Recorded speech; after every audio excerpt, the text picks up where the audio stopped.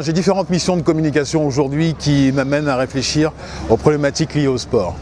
En faisant tout simplement son travail, c'est-à-dire rapporter l'information telle qu'elle est, sans la pervertir, sans la troubler, rapporter la vérité de l'information et aussi amener de l'analyse, c'est-à-dire qu'à partir d'une information brute, proposer une réflexion, aller en profondeur, donner du sens à cette information pour proposer aux lecteurs, aux auditeurs et maintenant aux internautes de réfléchir au sens d'une actualité et à travers cela au sens de l'histoire.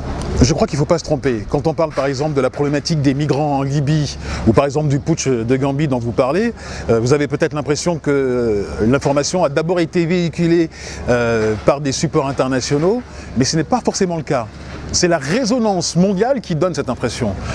Moi, il m'arrive, quand je lis la presse africaine, de voir que la presse africaine traite des sujets africains, qu'elle traite de la problématique africaine, mais elle n'a pas forcément l'impact d'un CNN qui a révélé la problématique des migrants, ou peut-être d'une BBC qui peut parler du putsch en Gambie. Donc il ne faut pas se tromper sur la résonance, l'événement tel qu'il est ressenti à travers le monde, et ensuite du traitement qu'il peut bien avoir par la presse africaine.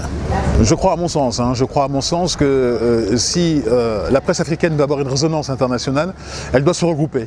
C'est-à-dire qu'elle doit fédérer ses énergies pour proposer une structure qui peut être par exemple une agence de presse africaine internationale très forte et qui puisse retrouver une audience à travers le monde. Imaginez que plusieurs pays, par exemple les 10 pays d'Afrique francophone, se retrouvent avec des capitaux privés et publics pour créer une chaîne de télévision, une agence de presse qui a la volonté de parler de la problématique africaine.